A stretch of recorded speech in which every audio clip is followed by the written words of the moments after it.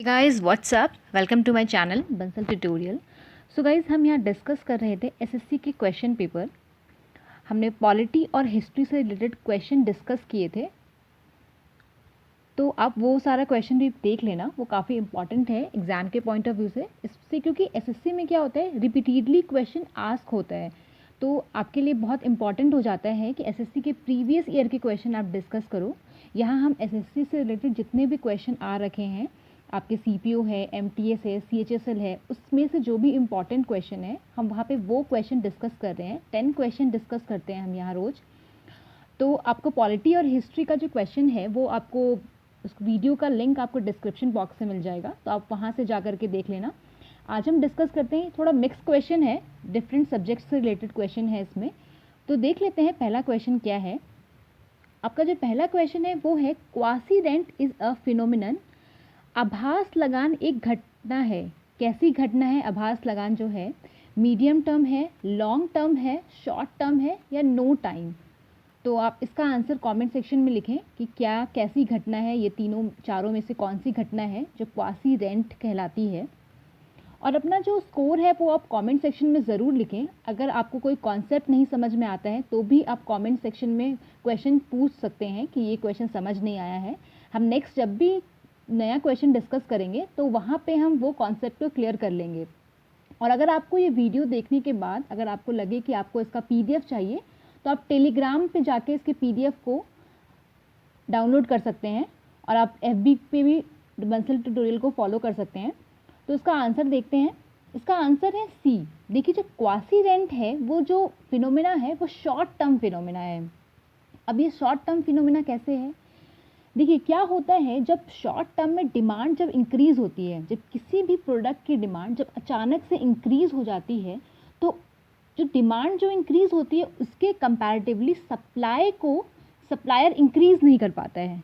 क्या होता है, उस टाइम पे उस प्रोडक्ट को मैन्युफैक्चर करना उतनी ही तेज़ गति से बहुत मुश्किल हो जाता है। तो उस केस में क्या होता है, सप्लायर क्या करता है, उस प्रोडक्ट का प्राइस इंक्रीज़ कर देता है।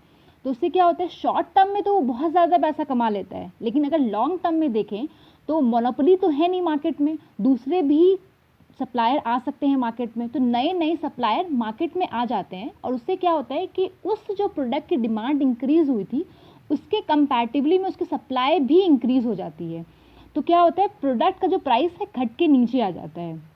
तो अगर आप इसको अगर आसान शब्दों में समझे एग्जाम्पल में, तो जैसे कोविड-19 की जब सिचुएशन अराइज हुई थी इकॉनमी में, जब इंडिया में अराइज हुआ था, उस केस में क्या हुआ था कि सैनिटाइज़र का डिमांड बहुत ज़्यादा इंक्रीज़ हो गया था और मास्क का डिमांड मार्केट में बहुत ज़्यादा हो गया था।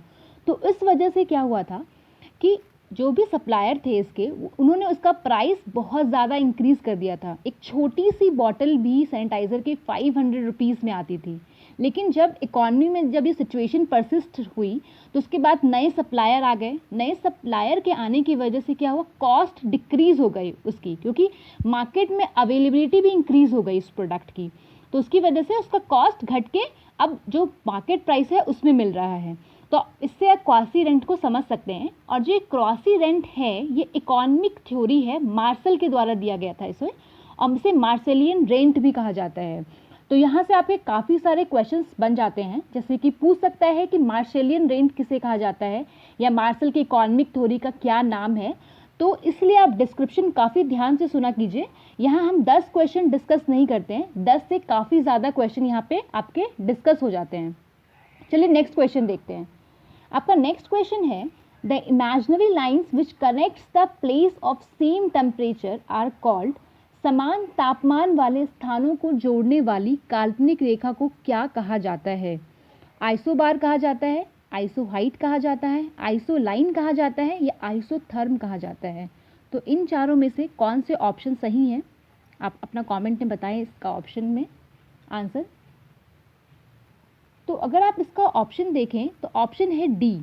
देखो, ये जो इमेजिनरी लाइन है आपका टेम्परेचर, देखो आइसोथर्म, तो थर्म से आप टेम्परेचर याद कर सकते हो। देखो यहाँ पर भी थर्म है, यहाँ पर भी टेम्परेचर है, तो THEM तो कॉमन हो गया।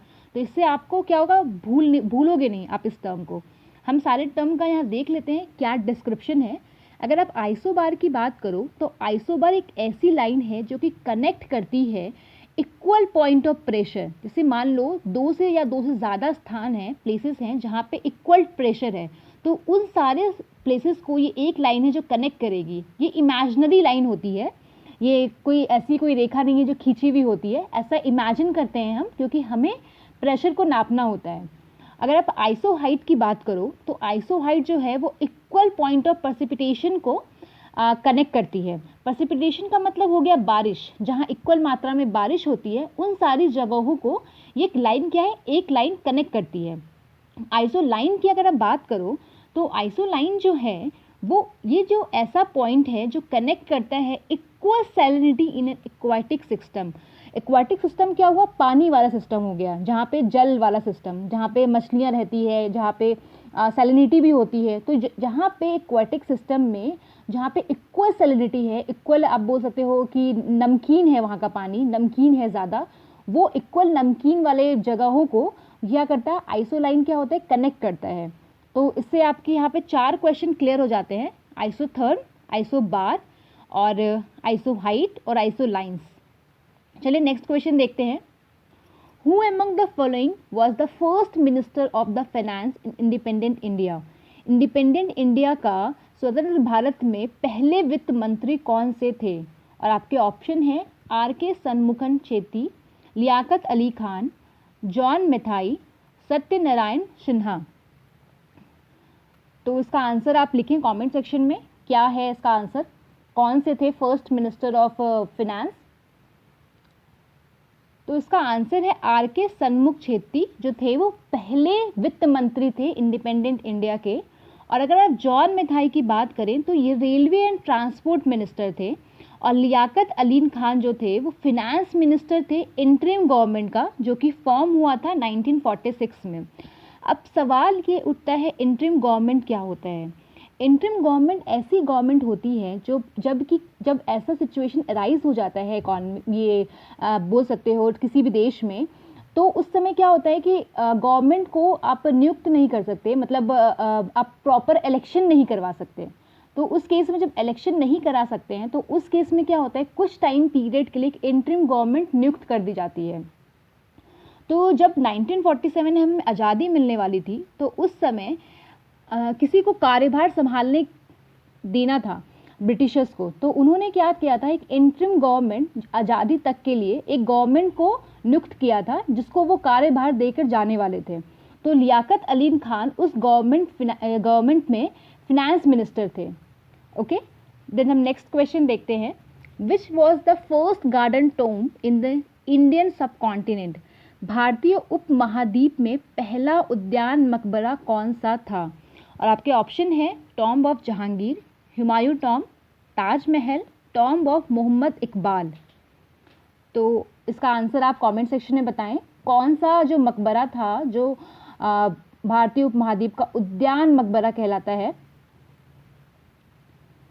तो इसका आंसर है हुमायूं टॉम्ब। जो हुमायूं टॉम्ब है उसको पहला उद्यान मकबरा कहा गया है और इसको बनाया गया था उनकी वाइफ हमीदा बानो बेगम के द्वारा 1570 में। और ये फर्स्ट गार्डन टॉम्ब है जो कि इंडियन सब कॉन्टिनेंट का है और इसको डिक्लेयर किया गया है यूनेस्को वर्ल्ड हेरिटेज साइट में 1993 में।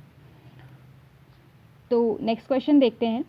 The theory of distribution relates to which of the following? वितरण का सिद्धांत निम्नलिखित में से किससे संबंधित है? The distribution of asset, the distribution of income, the distribution of factor payment, equality in distribution of the income and wealth. तो बताइए किससे संबंधित है आपका वितरण का सिद्धांत, theory of distribution? Comment section में ज़रूर बताएं कि आपको क्या लग रहा है, इसका ऑप्शन क्या होगा। इससे आपको पता चलते रहेगा कि आपकी तैयारी कितनी है। और शर्माना नहीं है, अगर आपको कम भी स्कोर आ रहा है तो भी कोई दिक्कत नहीं है, हम यहाँ प्रैक्टिस करते रहेंगे, आपका स्कोर इवेंचुअली इंक्रीज़ हो जाएगा कुछ टाइम बाद। तो इसका आंसर क्या है? आई होप आपने इसका कमेंट सेक्शन में आंसर लिखा होगा। चलिए इसका आंसर देखते हैं। थ्योरी ऑफ जो डिस्ट्रीब्यूशन है वो संबंधित है equality in the distribution of the income and wealth. और जो ये थ्योरी ऑफ डिस्ट्रीब्यूशन है वो काफ़ी इंपॉर्टेंट है इकॉनमी में। अब इम्पॉर्टेंट क्यों है, अब ये समझिए। जब भी आप कोई काम करते हो तो आपको अगर आप काम ज़्यादा कर रहे हो और आपको पैसे इनकम जो है आपका सैलरी जो है उसी रिस्पेक्ट में अगर इंक्रीज़ नहीं हो रही है तो आपको काम करने का मन करेगा? आप बताओ, नहीं करेगा ना। तो यही थ्योरी ऑफ डिस्ट्रीब्यूशन कहता है कि जो भी इनकम हो रहा है, जो भी वेल्थ जनरेट हो रहा है, वो इक्वली डिस्ट्रीब्यूट होना चाहिए आपके फैक्टर ऑफ प्रोडक्शन के बीच। अब फैक्टर ऑफ प्रोडक्शन क्या होता है? फैक्टर ऑफ प्रोडक्शन होता है जैसे लेबर हो गया, लैंड हो गया, कैपिटल हो गया, इंटरप्राइज हो गया, जो भी चीज़ें प्रोडक्शन करने में हेल्प कर रहा है वो फैक्टर ऑफ प्रोडक्शन होगा। और इंटरप्राइज क्या होता है? इंटरप्राइज कंपनी है या कोई भी एक इंसान जो कंपनी चला रहा है, जो कि रिस्क ले रहा है बेसिकली, तो वो सब कुछ क्या है? फैक्टर ऑफ प्रोडक्शन में इंक्लूड होगा। तो थ्योरी ऑफ डिस्ट्रीब्यूशन क्या बताता है? Refers to the way by which distribution of income and output is done among individuals. किसी इंडिविजुअल के बीच में डिस्ट्रीब्यूशन कैसे होगा और अमंग फैक्टर ऑफ प्रोडक्शन के बीच में कैसे होगा। So theory of distribution relates to equality in distribution of income and wealth. So next question देखते हैं। The unicellular organism all functions like digestion, respiration, reproduction are performed by how many cells? एक कोशीय जीवों में पाचन, श्वसन और प्रजनन जैसे सभी कार्य कितने सेल द्वारा किए जाते हैं? और आपका ऑप्शन है 1, 2, 3 या फिर 4। तो इन चारों में से कौन सा जो ऑप्शन है सही है? देखो यहाँ जो यूनिसेलुलर है ना, तो इसे समझ में आ रहा है कि 1 सेल है, इसमें 1 सेल है। तो इसका मतलब क्या हो गया? ऑप्शन हो गया आपका 1। जितने भी जो भी चीज़ें हैं, रिप्रोडक्शन है, डाइजेशन है, रेस्पिरेशन है, सब कुछ आपका एक ही सेल से होता है। मतलब यूनिसेलुलर ऑर्गेनिज्म में एक ही सेल होता है जो कि सारा काम करता है। जितना भी फंक्शन होता है आपकी बॉडी का, जितनी भी मेटाबॉलिक एक्टिविटीज़ होती है, वो सारे काम एक मात्र सेल के द्वारा किया जाता है। चलिए नेक्स्ट क्वेश्चन देखते हैं। Which among the following fort was known as the key of Deccan? निम्नलिखित किले में से किसके नाम से जाना जाता है दक्कन की कुंजी? कालियंजर, अजयगढ़, असीरगढ़ और गुलबर्गा। बताइए कौन सा फोर्ट है जो की ऑफ दक्कन कहलाता है? तो इसका आंसर है आपका आसिरगढ़ फोर्ट। आसिरगढ़ जो फोर्ट था वो मुस्लिम एम्पायर के द्वारा बनाया गया था, आसा इहीर के द्वारा, जो कहाँ बनाया गया था? पिक ऑफ सतपुरा में बनाया गया था, जो कि मध्य प्रदेश में है। It is also known as Babe Dakkan, इसे बाबे दक्कन भी कहते हैं और की टू द दक्कन भी कहते हैं, और या फिर इसे डोर टू साउथ इंडिया कहते हैं। ओके, चलिए नेक्स्ट क्वेश्चन देखते हैं। From which of the following are the fundamental duties adopted? निम्नलिखित में से किनसे मूलभूत कर्तव्यों को अपनाया गया? कहाँ से लिया गया है मूलभूत कर्तव्य को? फ्रेंच कॉन्स्टिट्यूशन से, इंडियन कॉन्स्टिट्यूशन से, स्पेनिश कॉन्स्टिट्यूशन से या यूएसएसआर कॉन्स्टिट्यूशन से? तो बताइए इन चारों में से कहाँ से लिया गया है हमारा फंडामेंटल ड्यूटीज? तो आपका जो फंडामेंटल ड्यूटीज है वो यूएसएसआर से लिया गया है और ये मेंशन किया गया है पार्ट 4A में।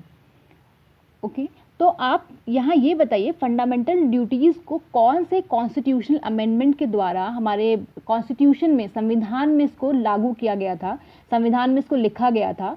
क्योंकि ये जो फंडामेंटल ड्यूटीज़ से काफ़ी सारे क्वेश्चन आते हैं एग्ज़ाम में, जो भी 1 डे एग्ज़ाम होता है। आप किसी भी एसएससी की बात करो, रेलवे की बात करो या किसी भी एग्ज़ाम की बात करो, तो वहाँ फंडामेंटल ड्यूटीज़ से क्वेश्चन और फंडामेंटल राइट्स से क्वेश्चन ज़रूर आते हैं।